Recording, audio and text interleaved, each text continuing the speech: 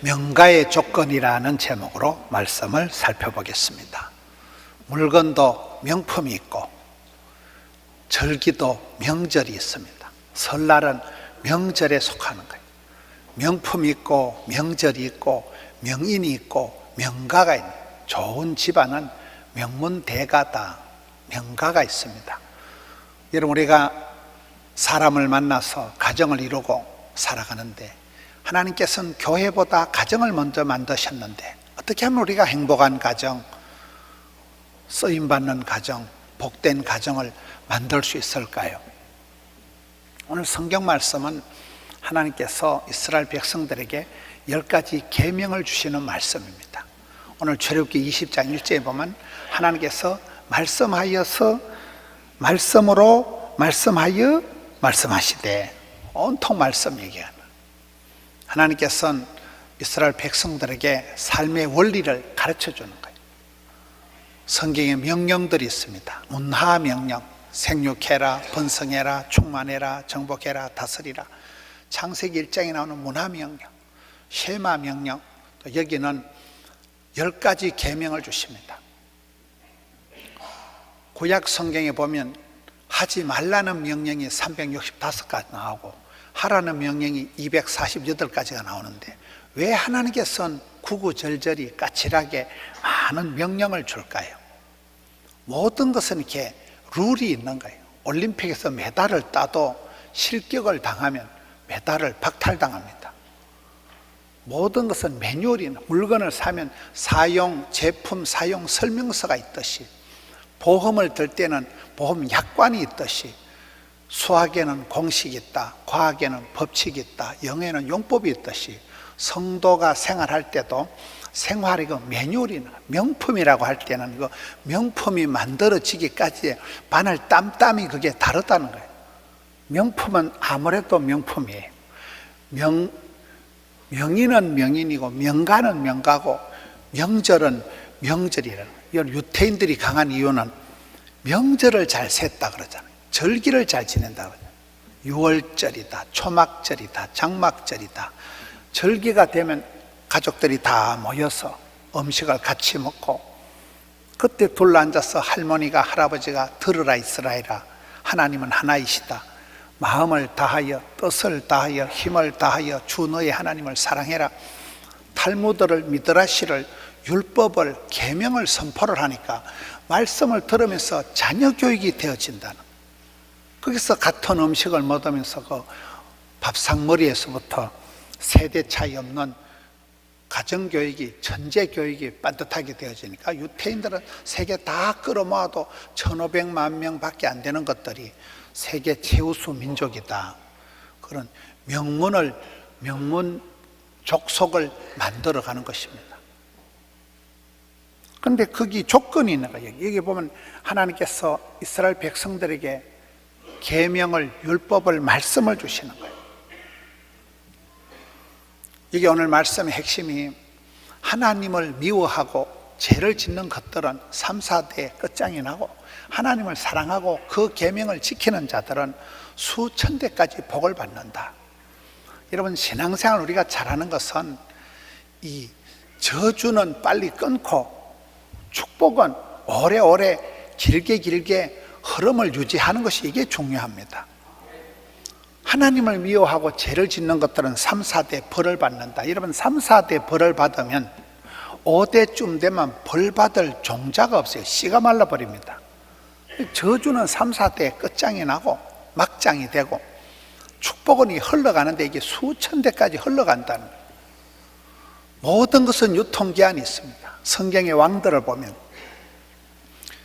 그 사사 때 엘리 제사장이 40년을 사역을 했더라고요. 그 다음에 첫째 왕 사울 왕도 40년, 다윗 왕도 40년이에요. 다들 40년이 여러분 긴 세월입니다. 우리 교회가 올해가 40주년입니다. 이런 40년 세월 동안 엘리는 특별히 자식 농사에 실패를 해서 엘리가 하나님의 영광이 떠나고 엘리 집안이 폭삭망합니다. 사울 왕도 역시, 사울 왕은 자식 농사보다도, 자식은 요나단은 좋았는데 자식 농사를 잘못한 거예요. 자기 케어를 잘못해서 패가 망신한 사람이 사울 왕이고, 다윗 왕은 솔로몬이라는 그 아들은 잘 키웠는데 손자 농사를 못한 거예요. 솔로몬의 손자 르호보암 때 나라가 분리가 됩니다.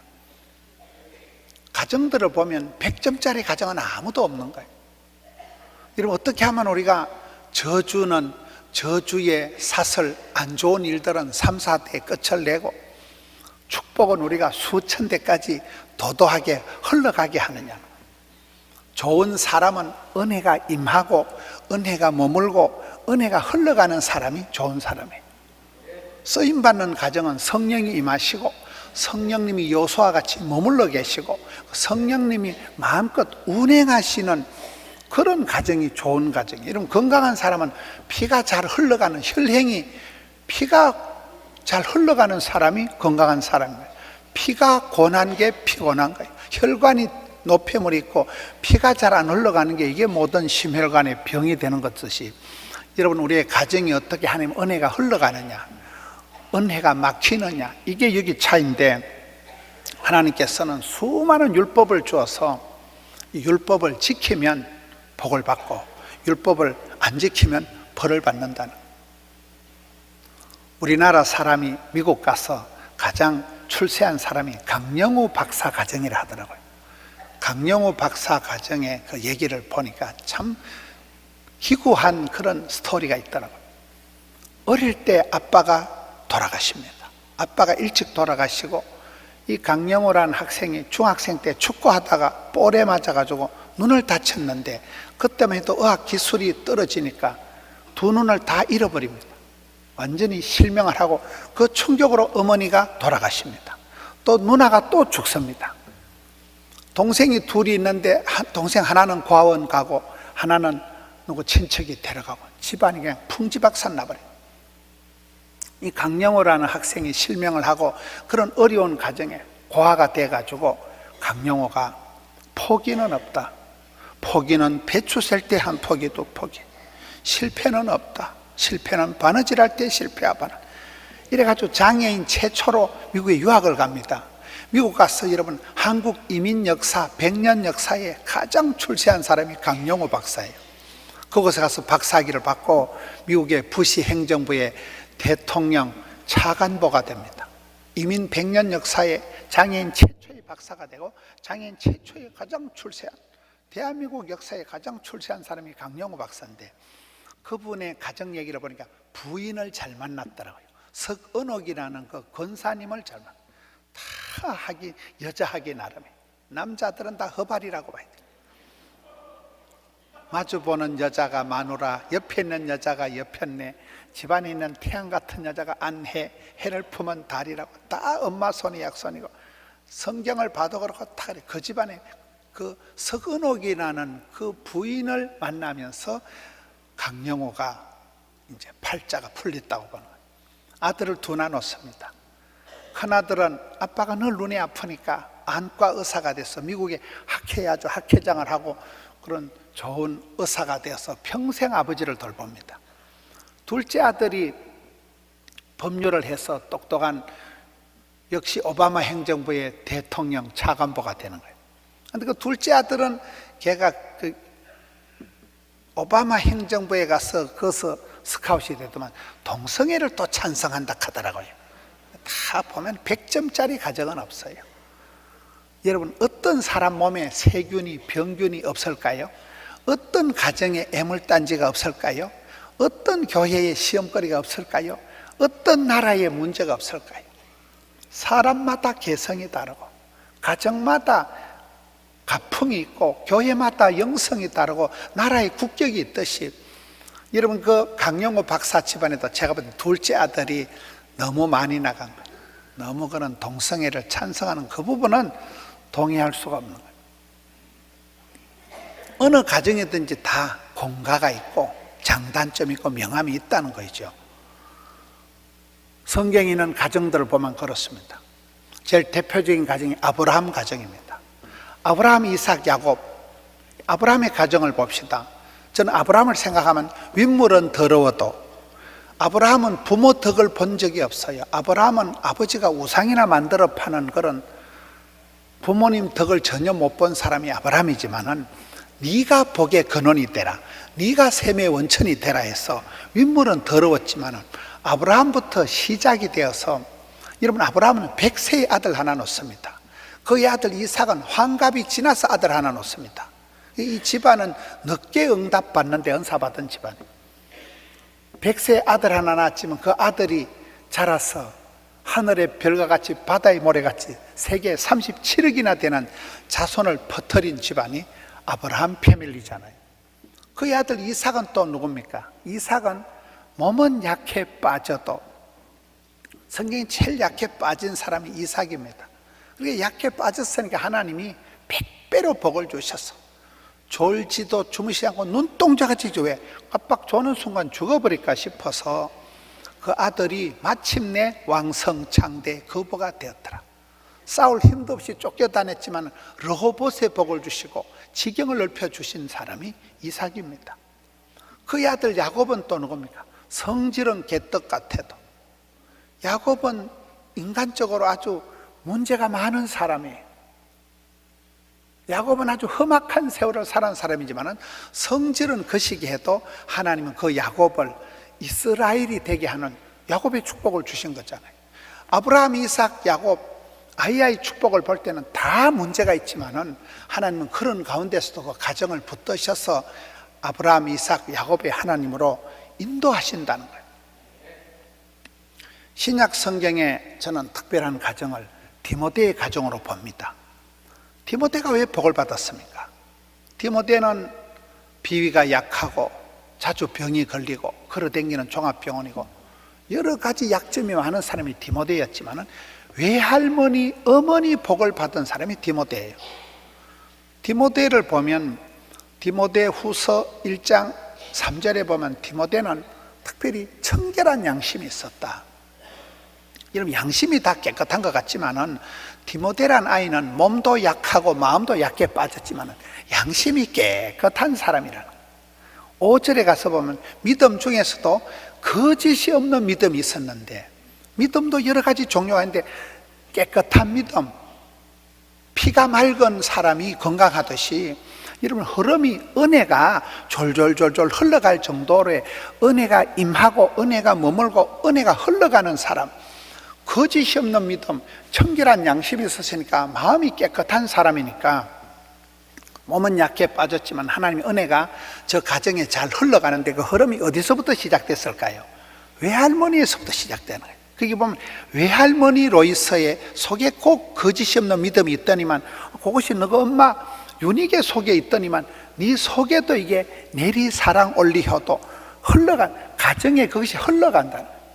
저주가 흘러가는 게 아니고 가정에 하나님의 은혜가 졸졸졸 흘러가는 가정이 디모데가 되니까, 디모데는 아버지는 헬라인이고 또 빨리 돌아가셨고 엄마는 유대인이고 혼혈하고 여러 가지 아픔이 많았지만은, 육신의 아버지는 빨리 돌아가셨지만은 영적인 아버지 바울을 만나면서 육신적으로는 외할머니, 어머니 라인으로 복을 받고 영적으로는 영적인 아버지 바울 라인으로 서면서 초대교회의 막강한 리더십이 되는 것입니다.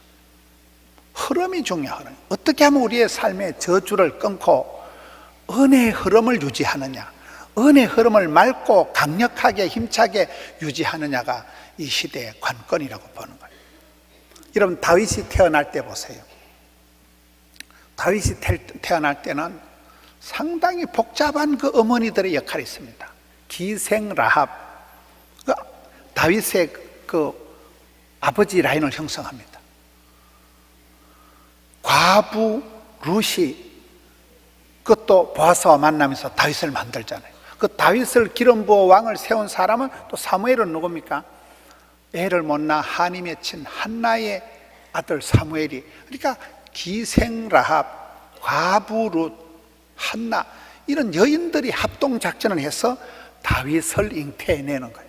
성경에 보면 하나님의 사람들이 모든 조건이 퍼펙트하게 그런 가정은 아무도 없습니다. 어느 가정이라도 아픔이 있는 거예요. 어느 가정이라도 문제가 많은 거예요. 여러분 행복한 가정을 만드는 10가지 비결이 있어요. 행복한 가정, 건강한 가정, 쓰임받는 가정을 만드는 10가지 비결. 첫째 기도, 둘째 노력, 셋째 기도, 넷째 노력, 다섯째 뭘까요? 우리가 교회 와서 말씀의 거울 앞에서 우리가 매뉴얼을 가지고 말씀의 원리를 따라서 성경적인 가정을 자꾸만 따듬어 가는 거예요. 은혜 받고 집에 가서 또 한따까리 하고, 또 다음 주에 와서 또 회개하고, 또 힘을 얻어서 다음 주에 가서 또 한 번 더 싸우고, 찢고 뽑고 하면서, 그러면서 가정이 서서히 만들어지는 거예요. 아브라함의 가정이, 이삭의 가정이, 야곱의 가정이 그렇게 만들어진다니까요. 그렇게 하면서 하나님의 패밀리가, 가족이, 가문이, 명가가 만들어지는 거예요. 처음부터 멋진 가정이 뿅 태어나는 역사가 없다는 거예요.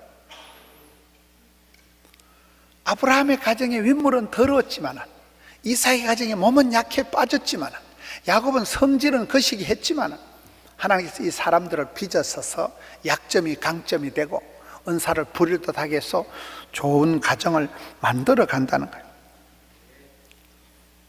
이는 어떻게 하면 우리가 하나님이 보실 때 이 가정이 좋아야 되는 거예요. 하나님이 보실 때 이 가정이 아름다워야 되는 거예요. 사람이 보기에 출세하고 성공하고는 아무 의미가 없어요. 하나님 보실 때 참 멋있다. 그 기준이 성경이라는 거예요. 성경. 성경의 말씀에 이스라엘 백성들이 살아갈 매뉴얼을 준 것이, 이게 613가지 율법이 있고 그 중에 대표적인 것이 10계명이 오늘 본문의 말씀. 하나님 10가지 계명을 주실 때 조건을 줘, 조건을. 그 강영호 박사 가정에 가훈이 있더라고요.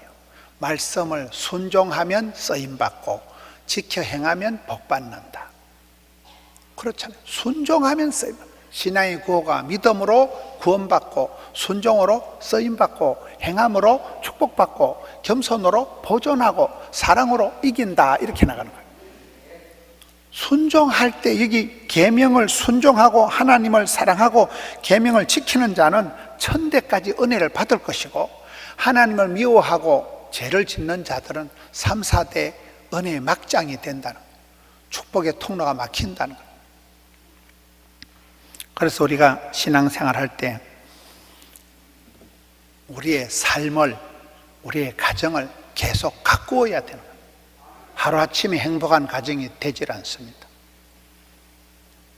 가정도 가꾸고 사랑도 가꾸고 믿음, 소망, 사랑이 자라서 믿음, 소망, 사랑의 부자가 돼야 되는데, 믿음도 자꾸 자라나야 되고 사랑도 자꾸 풍성해야 되고, 그렇잖아요. 소망이 끊이지 않아요. 소망이 꾸준하게 소망을 가지고 인내하고 나가야 되는데, 믿음, 소망, 사랑의 부자가 되는 그런 명가를 만들려고 하면 이 자식 농사를 하든 건강 농사를 하든 농사하고 이게 비슷하다.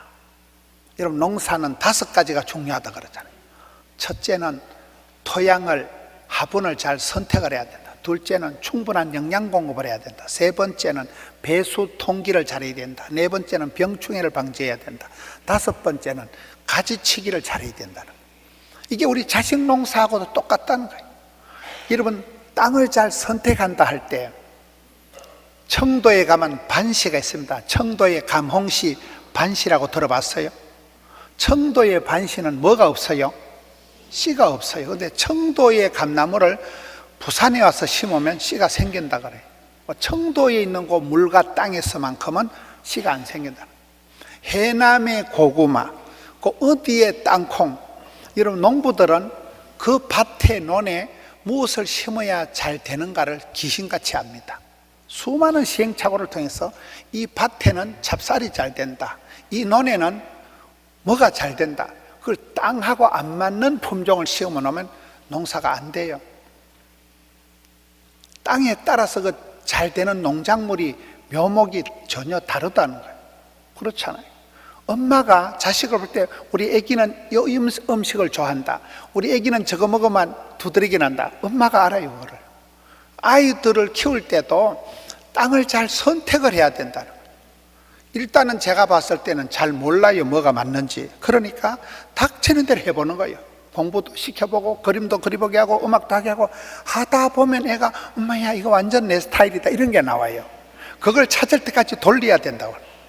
애들이 연애를 해도 야하고 사귀는데 결혼은 자하고 하는 애들이 있어요. 보면요, 우리는 알 수가 없어요. 그건 열어놓고 그렇게 이것저것 하다 보면 하나님께서 피할 길도 열어주시고 인도하시기 때문에 그런 거예요. 묘목을, 땅을, 화분을 잘 선택을 해야 된다니까요. 욕심내가지고 화분만 이만한 걸 구해다 놓으면 화분 옮기다 허리 다쳐요. 나무는 또 크다한데 화분을 지불할 만한 걸 갖다 놓으면 나무가 뿌리를 내릴 수가 없는 거예요. 이게 맞춤형이에요. 땅하고 나무가 맞아야 되고, 여러분 이게 맞춤형을, 그걸 엄마가, 아빠가 잘하는, 아빠가, 우리 아들은, 우리 딸내미는 땅을, 화분을, 초이스를 잘해야 된다. 두 번째가 충분한 영양 공급을 해줘야 된다는 거예요. 이런 자식을 가만둔다고 자식이 저절로 되는 게 아니잖아요. 그래서 엄마 아빠가 엄청 노력하는 거잖아요. 영양 공급은 세 가지다. 첫째는 물이고, 둘째는 빛이고, 셋째는 흙이다. 물을 싫어하는 식물이 없어요. 물을 수치료를 하는 거예요. 아쿠아 테라피, 수경 재배를 하는 거예요. 이스라엘 백성들의 축복은 다 물이에요. 물된 동산, 시냇가의 신균나무, 12샘. 물이 없으면 아무것도 못 사는 거예요. 여러분, 물을 통해서 충분한 물을 공급해야 되는 거예요. 선인장도 물을 싫어하는 게 아니고 물을 보존하잖아요. 그 다음에 두 번째 빛이에요. 빛. 햇빛만 봐도 우리 몸에 우울증이 사라지고 비타민 D가 자동 생성된다 이러잖아요. 햇볕만 봐도 그래야 돼요. 우리 교회 정영석 집사님, 등산선교 회장하는 집사님은 등산 갈 때 얼굴에 화장품을 안 바른다더라고요. 그건 얼굴에 김이 낄 낀데 이러니까 안 낀대요. 일부러 산에 간 바위 위에서 얼굴을 해가지고 햇빛을 쬐운다는 거예요. 그때 오히려 얼굴이, 정집사 보면 얼굴에 기미가 없어요. 햇빛을 쬐야 내 몸에 비타민 D가 만들어져서 우울증도 안 생기고, 햇빛이 좋은 거예요. 민수기 6장에 하나님이 이스라엘 백성들의 복을 주실 때는 얼굴을 향하시고 얼굴을 비치시고 햇살 가득한 양지 바른 곳이 살기 좋듯이, 이런 밀양 같은 데 가보면 한겨울인데도 배추가 파랗게 살아있는 데가 있어요. 양지 바른 곳에는 햇볕이 최고의 영양소라는, 일조량에 따라서 여러분 포도주가, 과일의 당도는 백발백중 일조량에 달려있다는 거예요. 빛과 물과 흙이죠. 흙이 얼마나 지력을 유지하느냐. 저는 어릴 때 오이 농사하는 데를 보면, 오이 알아요? 오이가 팔뚝만한 게 수십 개가 달립니다. 그리고 밭에다가 오이를 심어 놓으면, 오이가 자라면 팔뚝만한 오이가 수십 개씩 주렁주렁 달리면 땅에 있는 지력을 다 뽑아 올리기 때문에 오이 농사를 지으면 땅이 망치는 거예요. 그래서 오이 농사 짓고 난 다음에는 객토를 하고 묵은 땅을 갈아엎고 거기다 거름을 갖다 넣어야 다음 농사가 되는 거예요. 여러분, 자식 농사도 똑같습니다. 작년 한 해 잘 지냈다고 금년 농사, 경자년 2020년도가 잘 되는 게 아니라니까요. 묵은 땅을 기경하고 새로 알칼리성을 만들기 위해서 산성화된 땅에다가 석회를 갖다 놓고 거름을 갖다 놓고 퇴비를 갖다 넣는 거예요. 우리가 자식 농사를 그렇게 하는 거예요. 해마다 때마다 묵은 땅을 길이었고 계속해서 공급을 하는 거예요. 그때 지력을 돋가서 물과 흙과 이 충분한 영양 공급을 자식에게 해주는 게 부모의 역할이듯이 농부들은 그걸 한다는 거예요. 겨울철에도 그렇게 한다. 세 번째가 배수통기입니다. 물이 흘러가야 된다는 거예요. 물이 안 흘러가면 썩습니다. 뿌리도 호흡을 해야 돼요. 나무의 뿌리가 호흡을 해야 되지 그냥 물에 잠겨 있으면 안 된다. 여러분, 콩나물 시루에 물이 줄줄 흘러가지만 거기 아깝다고 밑구멍을 털어막아 놓으면 콩나물이 썩지요. 물이 흘러가 버리는 것 같지만은 콩나물이 자란다는 거예요. 엄마 아빠가 아이들 앞에 잔소리를 하고, 여러분 성경 말씀은 다 잔소리예요. 하나님께서 미주알 고주알 이게 몇백 가지의 잔소리를, 율법을 계속 얘기하는 이유는 속에 경일게 같지만 그것이 듣는 순간 피가 되고 살이 되고 그것이 모든 삶의 영양소가 되는 거잖아요. 잔소리를 많이 듣고 자란 아이들이 반듯합니다. 한 번도 혼나지 않고 잔소리 안 듣고 자란 아이들은 엉망진창이 되는 거예요. 잔소리하는 게 꼰대라서 잔소리하는 게 아니라, 하나님은 사랑하는 백성들에게 나는 너를 애굽 땅에서 인도해낸 네 하나님이다. 이것은 먹지 말라, 이것은 하지 말라, 하지 말라 하라는 수많은 율법을 주신 이유가 사랑의 조건이라니. 사랑하는 자녀에게는 잔소리를 많이 하는 거예요. 사랑하는 손자니까 할아버지가 잔소리하는 거예요. 얘야, 그건 하지 마라, 그건 안 된다. 사랑의 조건으로 잔소리를 하듯이, 여러분 콩나물 시루에 물은 흘러갔지만은 콩나물이 쑥쑥 자라듯이 물이 흘러가야 돼. 흐름을 맑게 힘차게 돼. 배수 통기, 바람이 통해야 되지. 바람이 안 통하면 식물이 죽어서 거름이 되고 퇴비가 된다. 네 번째는 병충해를 방지해야 됩니다. 여러분 부산에 뭐 LCT 그거는 뭐 100층인가 이렇다 하더라고요. 맞아요? 이건 100층짜리 아파트에다가 하초를 키우면 그 100층 아파트 안에 하초에 벌레가 생길까요? 안 생길까요? 생겨요. 이런 50층에 사는 집사님이 집에 식빵을 하나 두면 그 불개미 같은 게 나올까요? 안 나올까요? 그럼 그게 헬리콥터를 타고 올라올까요? 엘리베이터를 타고 올라올까요? 아무리 높은 데 있어도요 벌레가 생겨요. 그것은 이 세상에는 그렇게 병충해가 많아. 온갖 바이러스가, 중국 우한에는 우한질고가 많아요. 우한 폐렴, 코로나 바이러스, 아프리카에 뭐 에볼라 바이러스, 중동의 메리아스 바이러스, 온갖 바이러스들이 준동을 합니다. 병충해가 없는 데가 어떤 사람 몸에 바이러스가, 세균이 없겠어요? 어떤 사람 집에 애물단지가 없겠어요? 어떤 교회에 시험거리가 없겠어요? 그래서 병충해를 방지를 하는 거예요. 농사들은, 농부들은 농약 치는 게 큰 일이에요. 농약이 다 독입니다. 그게. 여러분 앞으로 돈 많이 벌어서 가수원을 하고 목장을 하리라고 꿈도 꾸지 마세요. 가수원을 하면 막 그래 봄에 복사꽃이 피고 막 애기야 손잡고 자기야 찍어봐라 해가지고 디카 들고 그렇게 낭만적으로 개뿔 농삼 지어보세요. 농약만 하루에 4번씩 치고 그 농약이 다 독약이에요. 절반 자기가 덮어 씁니다.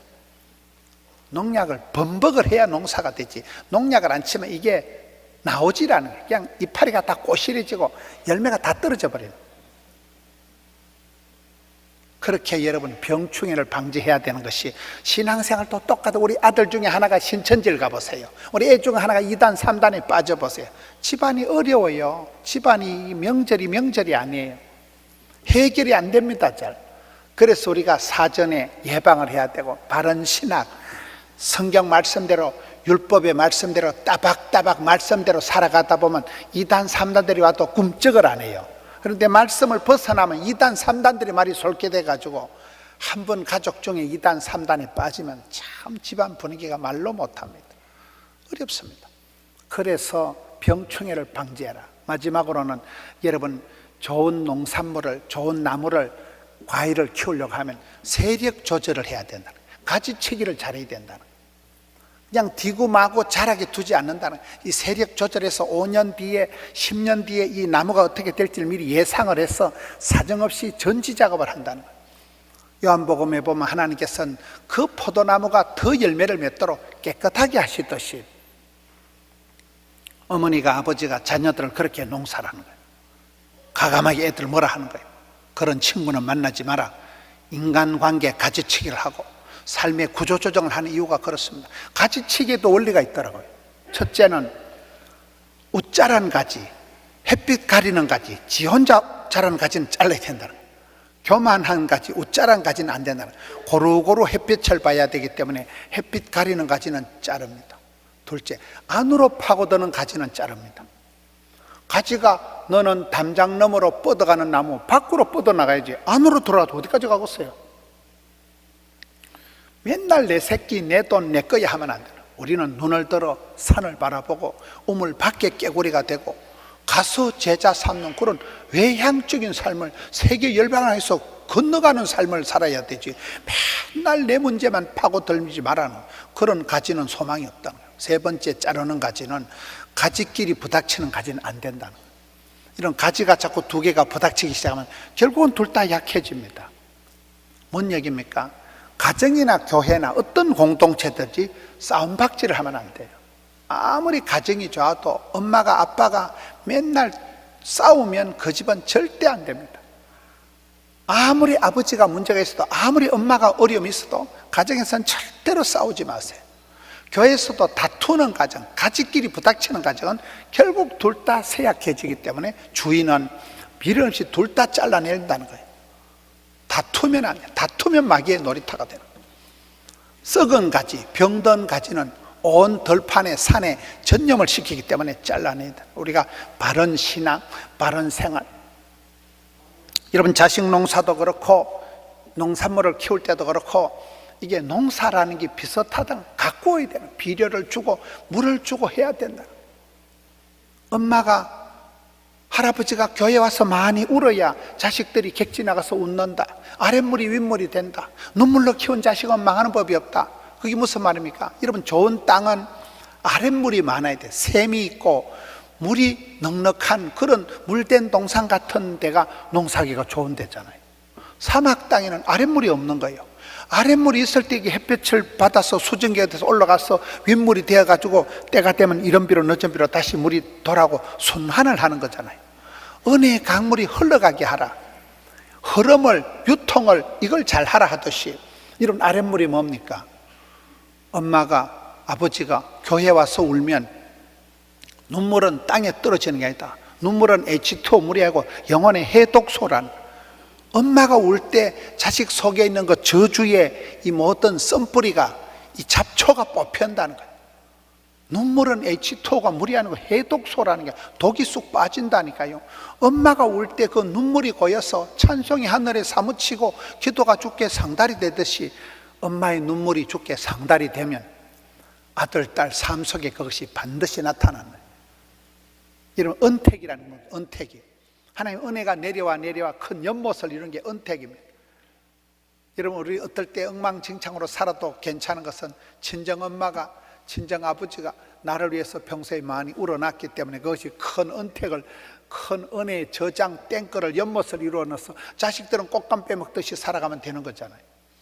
그렇습니다. 그래서 우리가 이 명절을 지나면서 어떻게 하면 우리가 명품 인생을 살아가고 어떻게 하면 우리가 명인이 되고 명가를 이루느냐. 처음부터 명가는 아무도 없어. 성경의 많은 가정들을 보면 굉장한 아픔이 있고 어려움이 있었지만 포기하지 않고 끝까지 따듬어가고 비료 주고 물 주고 가지치기 하고 자식 농사를 통해서 오랜 세월 속에 어느 날 보면 명품이 되고 어느 날 보면 명문대가가 되는 것입니다. 포기하면 안 되는. 아픔이 있기 때문에 겸손하고, 아픔이 있기 때문에 그것 때문에 큰 소리 못 치고, 그것 때문에 엎드려 기도하다가 하나님께로부터 진짜 백이 복을 받는 것입니다. 어떻게 하면 우리가 저주는, 고통은 3, 4대 끝을 내고 축복은, 하나님의 은혜는 수천 대가 이어지도록 도도하게 흐름을 유지하느냐, 어떻게 하면 명가를 이루느냐. 오늘 이 말씀을 통해서 명가의 조건이 있다는 것, 하루아침에 만들어지는 것이 아니라 오랜 세월 통해서 수천 년을 흘러가면서 만들어가는. 여러분, 한국의 전통적인 부자는 세 가지 특징이 있다 그러죠. 첫째는 밥그릇이 많아서 식솔들이 많다. 두 번째는 오래 간다. 경주 채시보사 300년은 간다. 세 번째는 난리가 터지면 어려울 때 그 집안이 존경받는 명강과 졸분과 표가 난다는 거예요. 여러분, 임진왜란, 병자, 호란, 6.25 동란 난리가 터지면 평소에 존경받는 대감은 종놈들이 와서 딱 지켜주지만 평소에 백성들의 피를 빨아먹고 인간 수전노 소리 듣는 그런 졸부들은 종놈들이 와서 죽창으로 난리통에 찔러 죽인다는 거예요. 여러분, 죽창에 찔리는 게 낫겠어요? 존경받는 게 낫겠어요? 평소에 선을 행하고 평소에 백성들, 여러분, 경주 채시부자는 건동 백리 안에 굶어 죽는 사람이 하나도 없게 하라. 건동 백리 안에 굶어 죽는 사람이 한 명이라도 있다면 그 동네는 대감이 없는 거예요. 부자가 없는 거예요. 그건 부자가 아닌 거예요. 그만큼 여러분 섬기고 베풀고 나누고 할 수 있는 밥그릇이 많다는 것은 그만큼 식솔이 많은 거예요. 식솔이.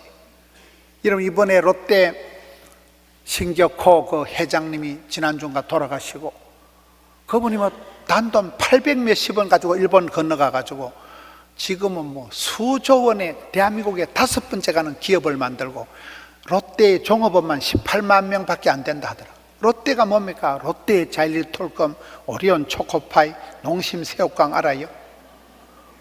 껌 팔아가지고 롯데의 자일리톨컴 껌 팔아가지고 그게 그렇게 되는 거예요.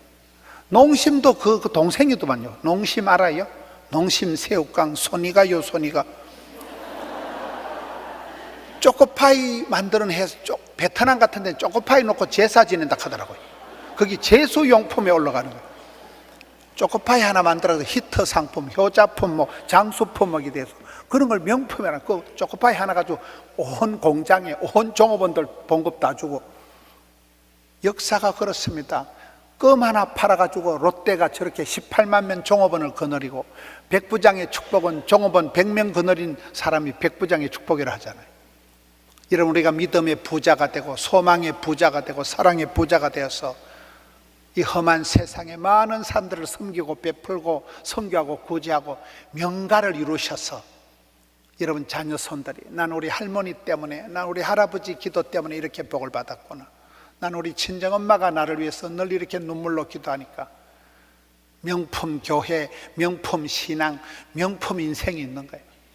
명가를 이루시고 주님 보실 때 참 네가 곱다, 참 네가 가상하다, 네가 그런 악조건에서 어떻게 그렇게 믿음 찬 삶을 살아가냐, 하나님 보시기에 아름다운 가정, 하나님 보실 때 참으로 멋진 인생을 살아가는 명품 인생을 그려가고 명가를 구축해가는 우리 성도님들 되시기를 축원합니다.